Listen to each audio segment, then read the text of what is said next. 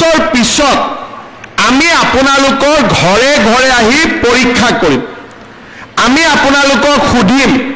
যে আপোনালোকে টকাটো ক'ত ব্যৱহাৰ কৰিলে যিসকল আই মাতৃয়ে এই টকাটো সৎ ব্যৱহাৰ কৰিব অহা বছৰ তেওঁলোকক আমি 25,000 টকাকৈ তেওঁলোকক আমি আগবঢ়াম এতিয়া যে 10,000 টকাটো পালে আকৌ ভৱিষ্যতে মই 25,000 টকা দিম বুলি কোনে কোনে ভাবি আছে 25,000 টকাটো আমি কেনেকৈ পাম আকৌ প্ৰথম কিস্তিৰ ধন আপোনালোকক আমি চেক যোগে বিতৰণ কৰিম চেকখন লৈ যোৱাৰ পিছত আপোনালোকে চিন্তা কৰিব যে আমি কি কাম কৰিব পাৰো যদি আমি আজিয়ে গৈ মোবাইল কিনি দিলো তেতিয়ালে হাঁহে আৰু কণী নিদিব হাঁহটোৱে মৰি থাকিব 10,000 টকাটো লৈ আমি বহুত মহিলাক যাৰ তিনটাতকৈ বেছি সন্তান তেওঁলোকক এই আঁচনিটো আমি দিয়া নাই কিয় দিয়া নাই ঘৰত যদি তিনটা বাচ্চাই আছে কেনেকে তেওঁলোকে প্ৰডাকশন কাম কৰিব উৎপাদনৰ কাম কৰিব জনজাতীয় লোকসকলক আমি 4টা দিছো বাগিচাৰ লোকক 4টা দিছো বাকি 3টা কাৰণ যিমানে সন্তান বেছি হ'ব দেউতাক মাকৰ দায়িত্ব হিমানে বেছি তেওঁলোকে উৎপাদন মূলক কাম কৰিব নোৱাৰিব আমাৰ আঁচনিটোৰ লক্ষ্য হৈছে যে আমি আপোনালোকক আজি 10,000 টকা আপোনালোকক দিম আৰু আপোনালোকে অহা 1 বছৰ এই 10,000 টকাটো সৎ ব্যৱহাৰ কৰিব কোনোবাই হালত দিব কোনোবাৰ গিৰিয়েক বা স্বামীৰ ব্যৱসায় আছে তাতে 10,000 টকাটো দিব কোনো আপত্তি নাই বেয়া কামত খৰচ কৰিব নালাগে ভাল কামত খৰচ কৰাত কোনো আপত্তি নাই ঘৰত যদি মোৰ বাগিচা আছে ক্ষুদ্ৰ চাহ খেতি আছে তাতো লগাই দিয়ক কোনো অসুবিধা নাই হালত কৰক মুৰ্গী কৰক কণী কৰক ব্যৱসায় কৰক 1 বছৰ পিছত আমি আপোনালোকৰ ঘৰে ঘৰে আহি পৰীক্ষা কৰিম আমি আপোনালোকক সুধিম যে আপোনালোকে টকাটো ক'ত ব্যৱহাৰ কৰিলে যিসকল আই মাতৃয়ে এই টকাটো সৎ ব্যৱহাৰ কৰিব অহা বছৰ তেওঁলোকক আমি 25,000 টকাকৈ তেওঁলোকক আমি আগবঢ়াম এই 25,000 টকাৰ 12,500 মই বেংকৰ পৰা আনি দিম 12,500 চৰকাৰৰ পৰা দিম চৰকাৰৰ টকাটো ঘূৰাই দিব নালাগে বেংকৰ টকাটো ঘূৰাই দিব লাগিব কিন্তু সুদ দিব নালাগে বেংকৰ সুদটো চৰকাৰে দিব মাত্ৰ মূলটো আপোনালোকে ঘূৰাই দিব আৰু যিসকলে সুন্দৰভাৱে এই 25,000 টকাৰ সৎ ব্যৱহাৰ কৰিব তেওঁলোকক তৃতীয় বছৰটোত আমি 50,000 টকা কৰি আমি আগবঢ়াম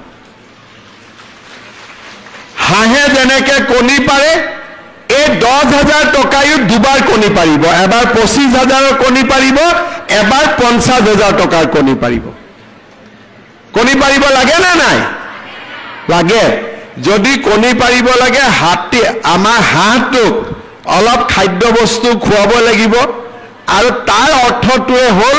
যে এই টকাটোৰ আপোনালোকে সৎ ব্যৱহাৰ কৰিব লাগিব কাকো খুৱাব নালাগে মাত্ৰ নিজে নাখালে হ'ল নিজে ইয়াক ভাল কামত লগালে হ'ল কোনে কোনে ভাল কামত লগাব সবে লগাব আৰু কোনে কোনে মোবাইল কিনিব যোনে মোবাইল কিনিব তাক মই আৰু 2,000 টকা দি দিম যাতে ভাল মোবাইল এটা পায় কোনে কোনে মোবাইল কিনিব পিছফালে কোনবাই মোবাইল কিনিব নেকি নিকিনে কোনে কোনে নিকিনে হাত ডাঙক আচ্ছা ৰঞ্জিত দা মোবাইল দোকানীটো ব্যৱসায় বেয়া হৈ গ'ল এতিয়া মোবাইল দোকানীবিলাকে নকলে হ'ল মামাক অহাবাৰ ভোট নিদিও বুলি সবে আশা কৰি আছে যে আজি উদ্যমিতাৰ টকা হ'ব আই মাতৃসকলে ফেসবুক চাবৰ কাৰণে মোবাইল কিনি ল'ব নিকিনিব দেই কোনেও ঠিক আছে ভাল কৰি টকাটো ব্যৱহাৰ কৰক আমি আপোনালোকক অহা বছৰ আৰু 25,000 টকা তাৰ পিছত আমি আপোনালোকক আৰু 50,000 টকা দিম মই আপোনালোকক জনাবলৈ পাই ভাল পাইছো যে সমগ্ৰ অসমতে এই আঁচনিটোৰ জৰিয়তে প্ৰায় 30 লাখ এগৰাকী দুগৰাকী নহয় 30 লাখ মহিলা উপকৃত হ'ব বিহালীত কিমান পাব একা আজি 23,300 গৰাকী মহিলাই আজি বিহালী 10,000 কৰি লাভ কৰিব তাৰ মানে 2 টকা মই বিহালী সমষ্টিলৈ মুকলি কৰি দিম বিহালীত নতুন কলেজ হ'ব আৰু ইলেকশ্যনৰ সময়ত মই আপোনালোকক কৈছিলো যে ৰেলৱে ষ্টেচনত ৰেল ৰখাব লাগিব তাৰো কাম মই কৰি আছো ভগৱানে কৰিলে সেই কামো আপোনালোকৰ হৈ যাব অৰ্থাৎ যি কথা কওঁ সেই কথাবিলাক আমি পূৰণ কৰোঁ কংগ্ৰেছীয় মানুহবিলাকে মোক মাজে মাজে কৈ থাকে এই হিমন্ত বিশ্ব শৰ্মাৰ সপোনত যি দেখে তাকে কৈ থাকে আৰু সঁচা কথা মই সপোনত যি দেখো ৰাতিপুৱা তাকে বাস্তৱত ৰূপায়ণ কৰাৰ বাবে চেষ্টা কৰোঁ সেইকাৰণে যিবিলাক কাম কংগ্ৰেছে অসম্ভৱ বুলি ভাবে মই তাক সম্ভৱ বুলি ভাবোঁ কাৰণ মই বিশ্বাস কৰোঁ আমি সকলোৱে লগ লাগি আমি আকাশো চুব পাৰোঁ যোৱা কেইদিনমান আগত এডভান্টেজ অসম সন্মিলন হৈছিল 5,25,000 কোটি টকা অসমত বিনিয়োগ হ'ব আমাৰ ল'ৰা ছোৱালীয়ে কাম কাজ পাব আৰু মই সেই সন্মিলনতে কৈছিলোঁ যে অসমৰ 40 লাখ আত্মসহায়ক গোটৰ